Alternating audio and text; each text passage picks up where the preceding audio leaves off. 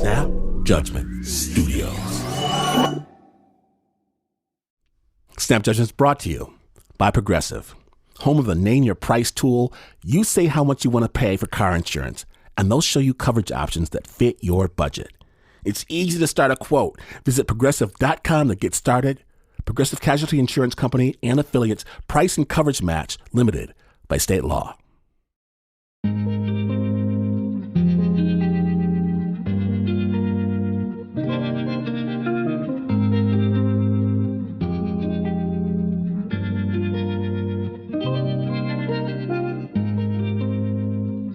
When I was a kid, 8, 9 years old in rural Michigan, out in the sticks, grapes, green, purple grapes, they're really hard to come by. But I love them. So exotic, still on the vine, so civilized, like on the TV. Something that we might get to taste only if the white folks are coming over from church. But this day, nobody extra's invited inside the house. It's the worried faces time. The hushed voices time. My mother scoops us out oatmeal for breakfast. Later on, we eat from that same pot of oatmeal for lunch. And when my mother brings us out bowls of oatmeal for dinner, my brothers start to cry because they're younger than me. They don't know any better. I don't cry. Instead, I tell them how good it tastes, especially when you don't put nothing on it. No honey, no butter, no sugar. All that stuff we don't have makes it nasty. Look.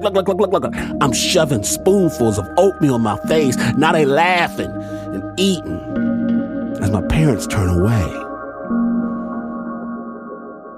We go to bed, stomach churning.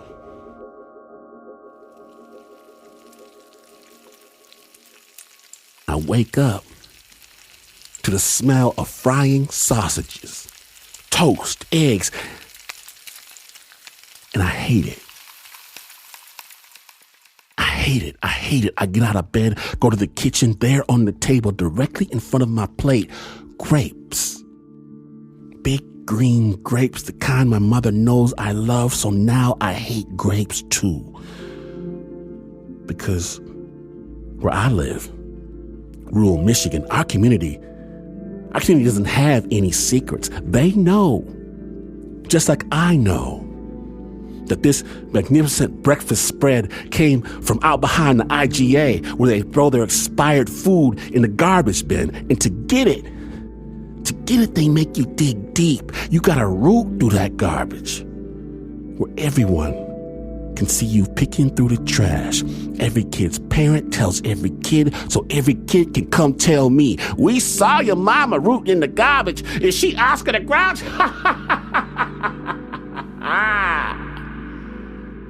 They laugh, and I burn. I burn thinking about it. I can't eat this. I can't. My mother comes over, kisses me on the forehead, and she says, Lord willing, one day you're going to have a little boy that you would do anything for.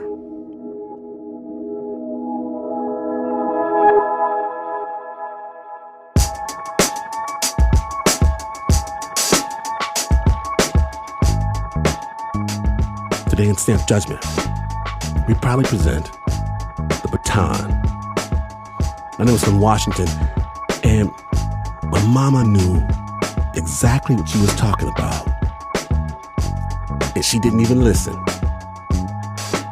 to Snap Judgment.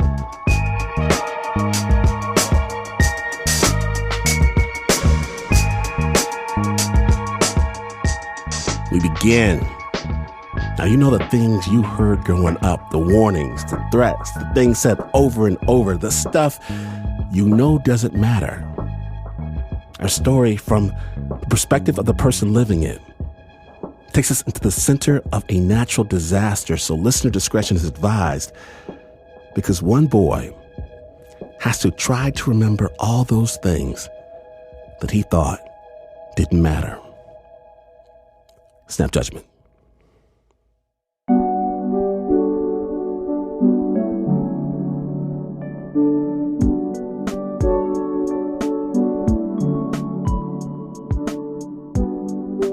Rizal Saputra was on leave from army training, visiting home for the first time in a long while. That first night, he and his mom stayed up late, watching movies and talking. From 8:30 all the way until 1 a.m. 1 a.m., that magical hour when people start to open up and say things they wouldn't normally say. She was asking whether I have a girlfriend or not. I said, yes, Mom, I have a girlfriend. Rizal told her he'd introduce them the next day.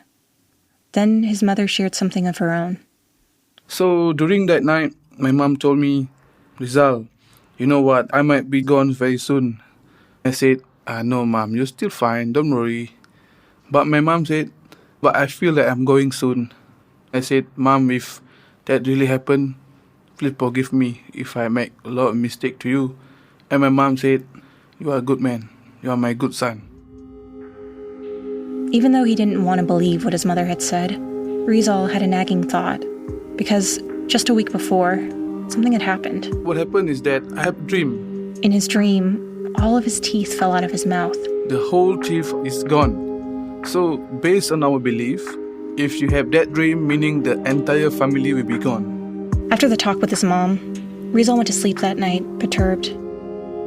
He woke up the next morning at 7 a.m., and put on a yellow t-shirt and a pair of green shorts his dad had given him.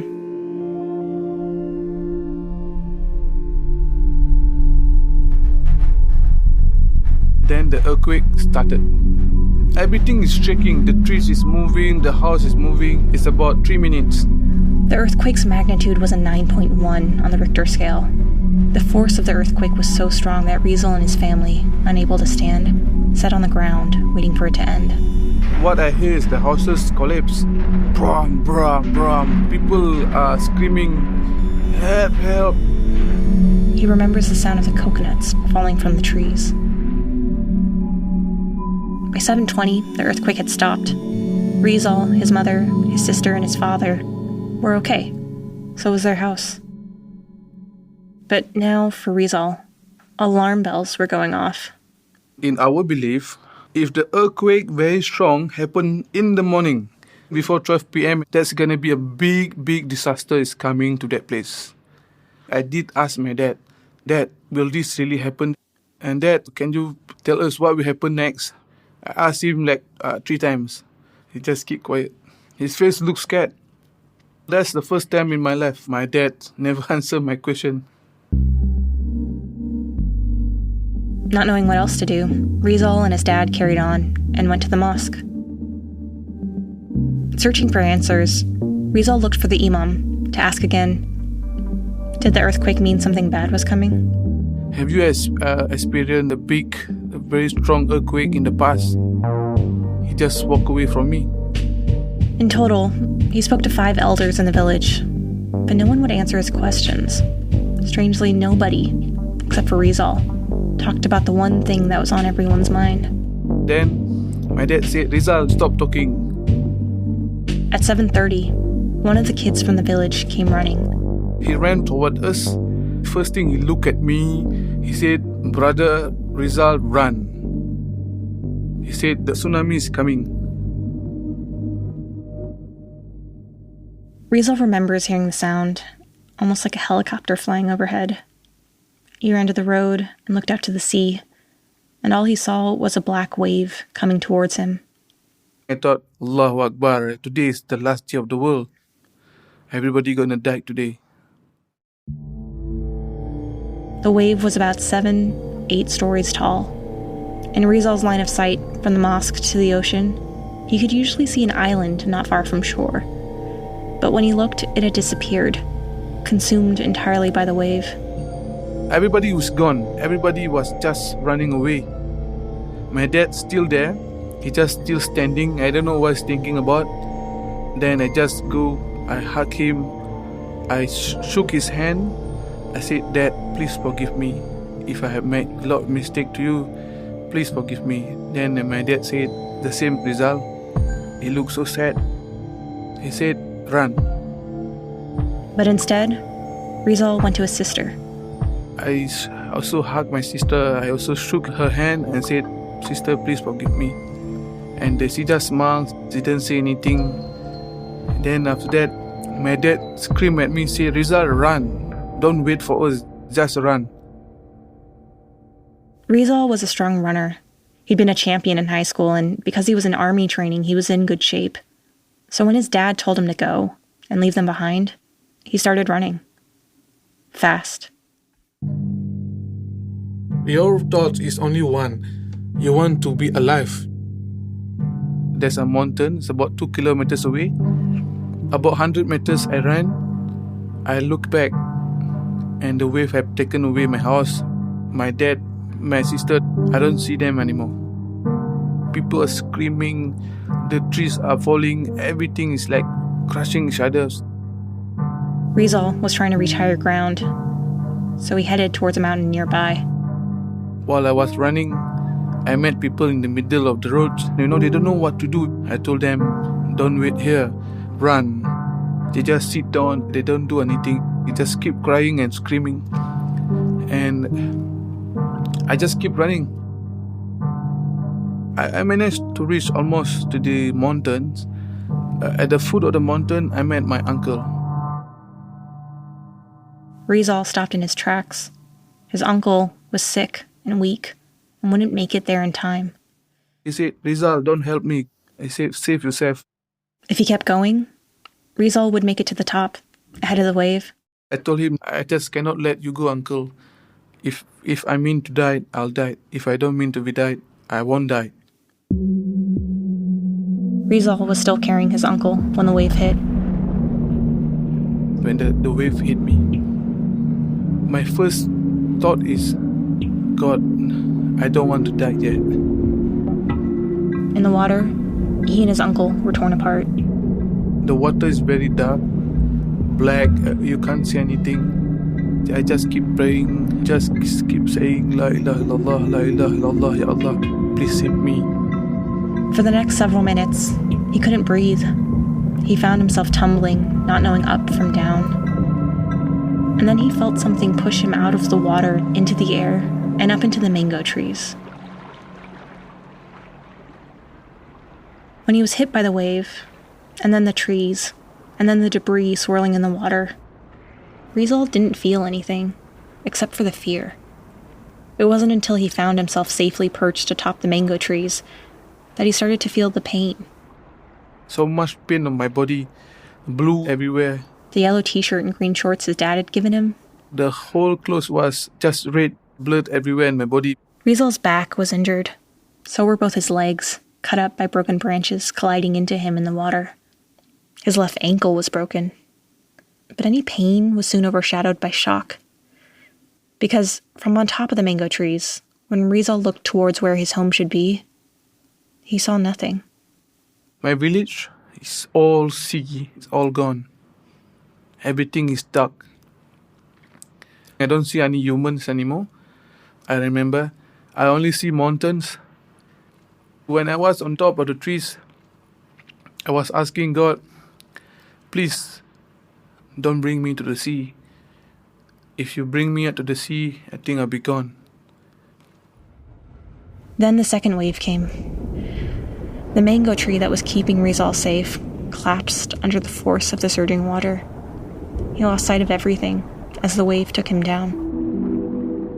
Rizal doesn't remember exactly how long he was inside, but he knows it was too long to survive without air. The only thing that I have in my mind is that I'm gonna die. That's it. So that moment I said, I know my parents, all my family will be gone. So let me alive. Save me, God, because if you save me, I can pray for them. Pull me up. Save me. Rizal says that in the dark, opaque water, he saw something. A man who looked like an imam, dressed in white, glowing. He looked like a young guy. He didn't talk to me anything, didn't say anything. He smiled at me. He says it was an angel. The angel pulled me up, He give me air right into my nose. That person is the one that rescued me. When Rizal emerged from the tsunami, he saw that the wave had taken him far from the mango trees. Out in the open sea, the water was calm. Treading in place, The first thing I do is I said, God, please give me something that I can hold on. God, give me some trees. So after I just said Allahu Akbar, then the trees just suddenly appear in front of me. he caught a tree floating by and held on tight. I said, God, just one I think is not enough. Give me more. More came. More trees and broken branches. Rizal grabbed as many as he could. I know there's nobody going to rescue me. I have to build this as soon as possible. First thing I do is I look at the trees. The trees you can take the skin. The skin you can use for rope. Rizal was using this bark, or the skin, of the tree as a rope to tie the tree branches together. It was a trick his grandfather, who he used to live with in the jungle, had taught him.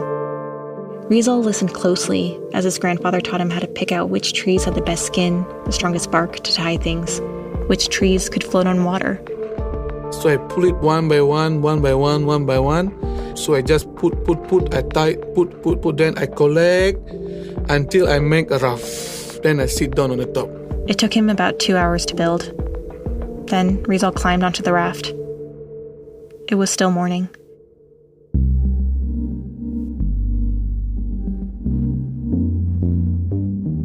What happens on day 2, with Rizal still at sea? When Snap Judgment returns, stay tuned.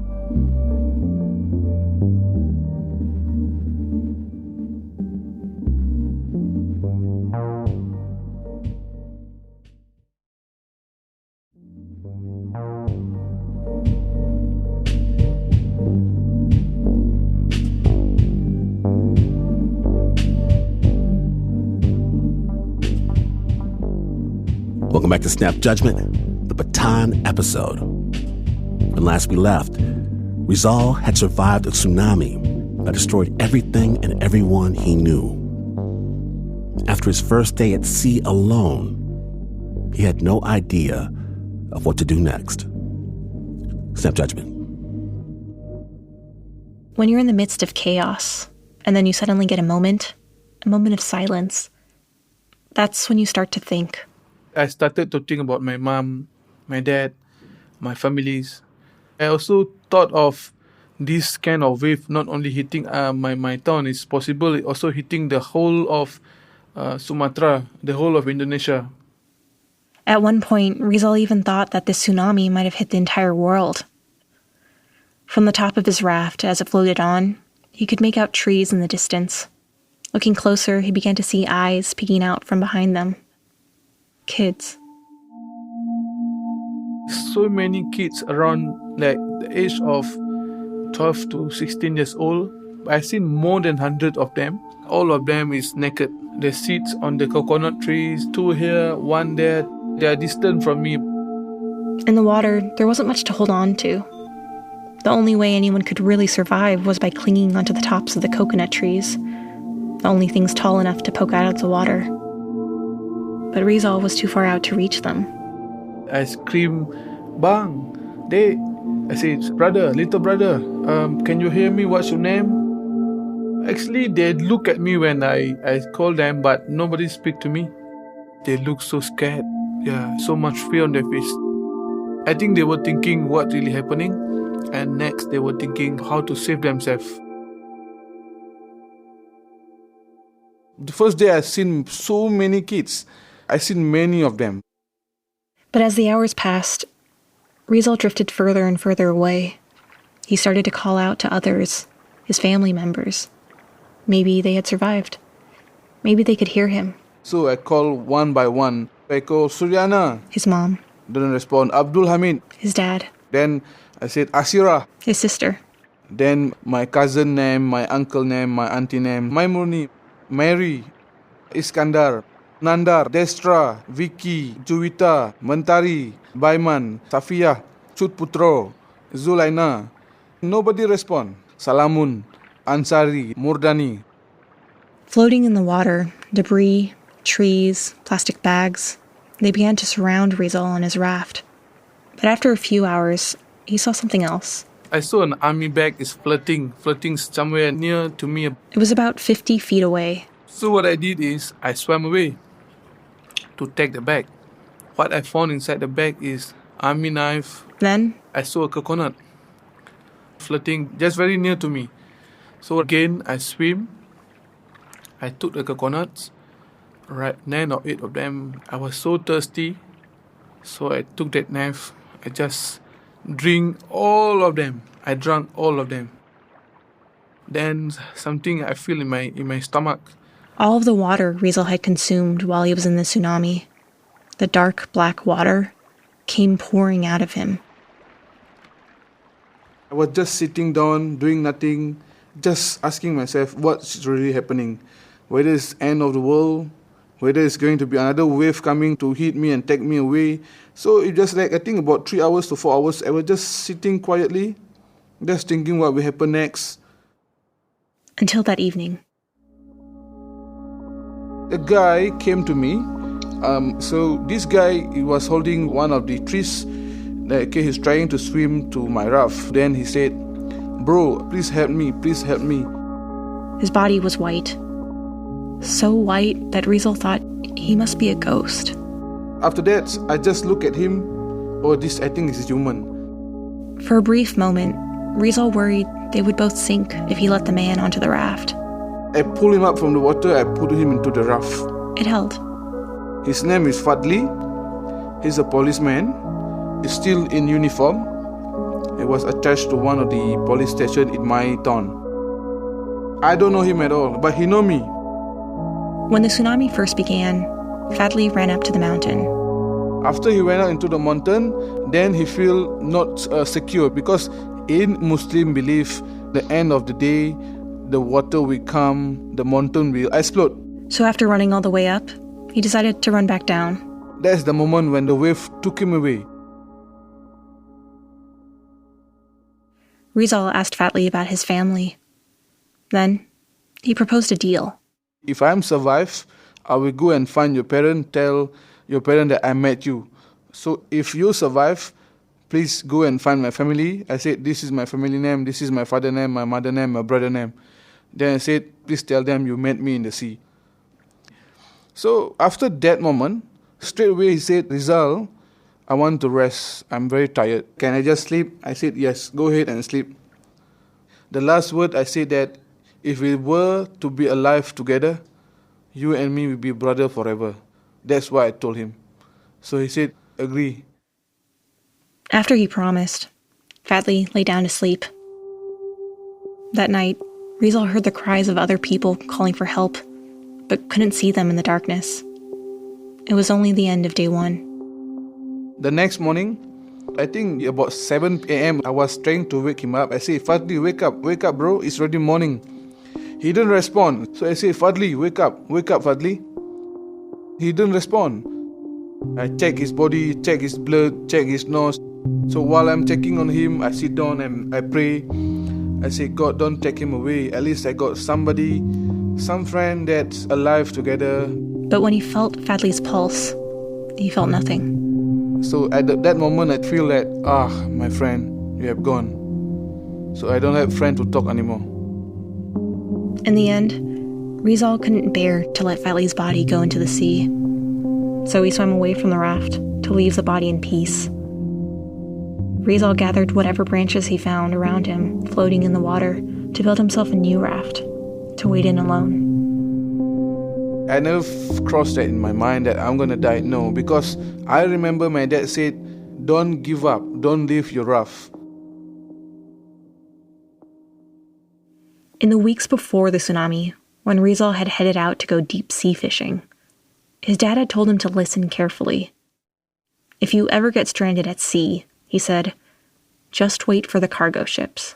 There will be always cargo from all the way from US, from Africa, that will come to our ocean.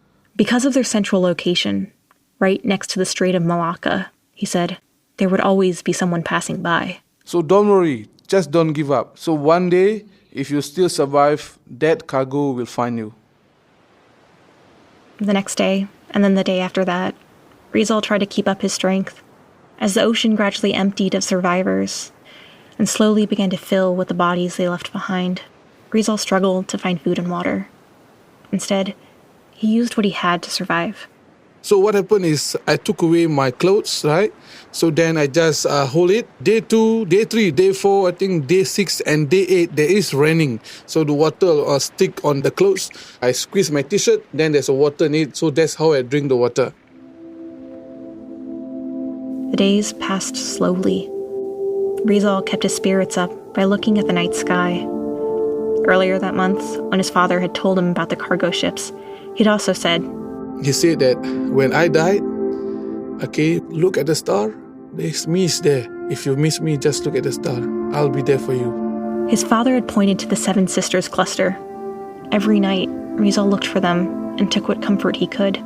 I feel they are with me, even though I don't see them, I cannot touch them. But with the comfort of the night sky, also came the threat of falling into a deep sleep. Every day I feel so tired. I feel like I want to sleep. But Rizal knew that if he did, he might fall off the raft. I cannot sleep because you can only sit on it. You cannot sleep. Whenever I feel sleepy, then that thing come to me, the whispering. Rizal, don't sleep if you want to be alive. Keep up. Rizal started to see boats, mostly big ships, pretty far away, though one time a ferry came by. So close he could see passengers smoking on the deck. He tried to yell for them, nearly drowned trying to reach them. But still, the ferry passed him by. They all passed him by. Every single day. At one point, not having spoken to another person for days, Rizal began to talk to the birds. I know you are close to God. Please tell the God that please send somebody, okay, to rescue me. I say, if you see any human, please talk to human. Or if you see any ship, just talk to that ship. Please tell them that I'm still alive here. Okay, but please, I'm struggling here. Yeah, I'm very struggling here. On the 9th day, Rizal tried to die. It was around 1 o'clock in the afternoon. The cargo ship was green. Came so close to me. I believe they saw me. Yeah, because I can see the people on that ship.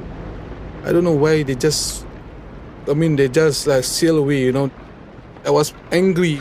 I slapped the water, very strong. I was so angry. Why, God, why? I said, God, why these people didn't rescue me?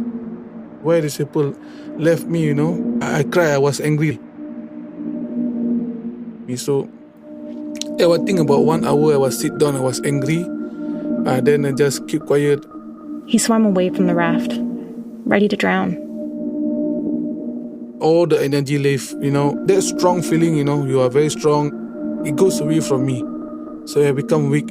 It's the thing like you are losing hope. God, why you do this to me? But he couldn't do it. He swam back to his raft, climbed back up, and waited. I saw that the black ship coming from the west. I took away my t-shirt, then I put like a flag, So they say, help. So luckily, the captain somehow, I don't know, he feels something. He feel like it must be someone still alive. So he took the telescope, right? Then he just looked at the sea. Then he saw me. That's the moment I feel that I'm going to be alive.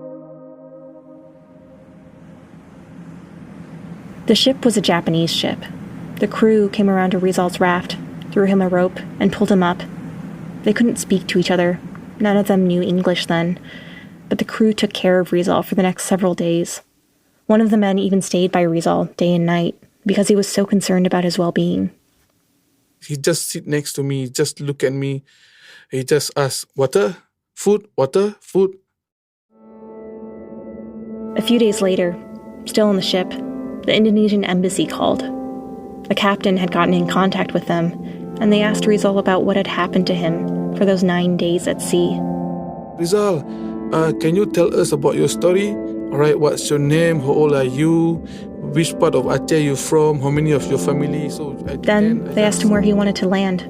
You want to stop in Malaysia, you want to stop in Singapore, or you want to stop in Japan. So because that time I couldn't speak English, so I know Malaysia is like a Muslim country, so I think it's good for me to go to Malaysia.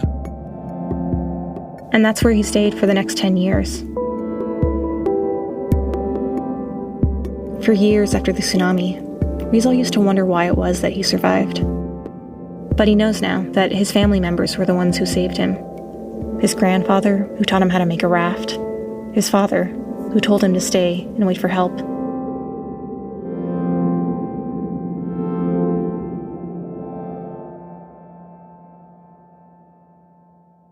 How do you feel when you look at the ocean? In the first 5 years, I was always thinking about how I survive in the sea. Only moment that I always cross in my mind is the moment of the tsunami. When I see my dad saying bye to me, when I see my mom sitting there in front of my house, they always smile at me. My mom smile at me, my dad smile at me, my sister, my grandparent. Even though he knows they won't answer back, when Rizal looks out at the ocean now, he asks, Dad, Mom, are you still alive? I'm not too sure yet. Maybe you're somewhere.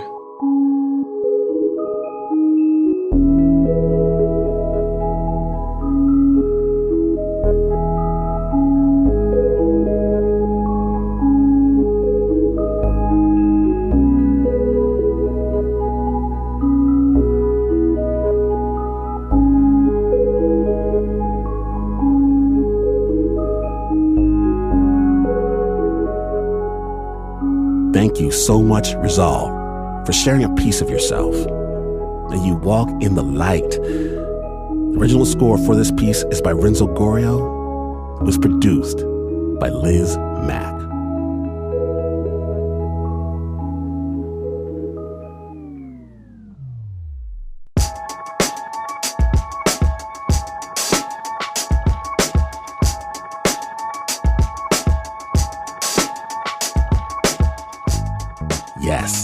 Yes, we did it again together. Are you different now than when we started? Because I know I am, and I hope you are too. And if you want to be the most interesting person in any room you enter, the answer is simple. Because there are more Snap Judgment journeys to be had on the Snap Judgment podcast. And Snap is on the Twitter, the Instagram, the Facebook. Snap is brought to you by the team that instinctively, no matter where they're dropped, always know which way is north. Except, of course, for the producer, Mr. Mark Ristich, who has no idea, but still insists everybody follow him because he feels it in his bones. There's Nancy Lopez, Pat Messina-Miller, Anna Sussman, Renzo Gorrio, John Facile, Shayna Shealy, Teo Ducot, Flo Wiley, Marissa Dodge, David Exene, Regina Bariaco, Annie Nguyen, Bo Walsh, and Zara Norbash. Now, contrary to any word on the street, this is not the news. No way is this news. In fact, you can come to my house and I'll make you a delicious, lovingly prepared salad of exotic greens and ripe fruits, but only on the days the local Safeway throws out their old produce. That's feasting day at our house, and you would still not be as far away from the news as this is. But this is PRX.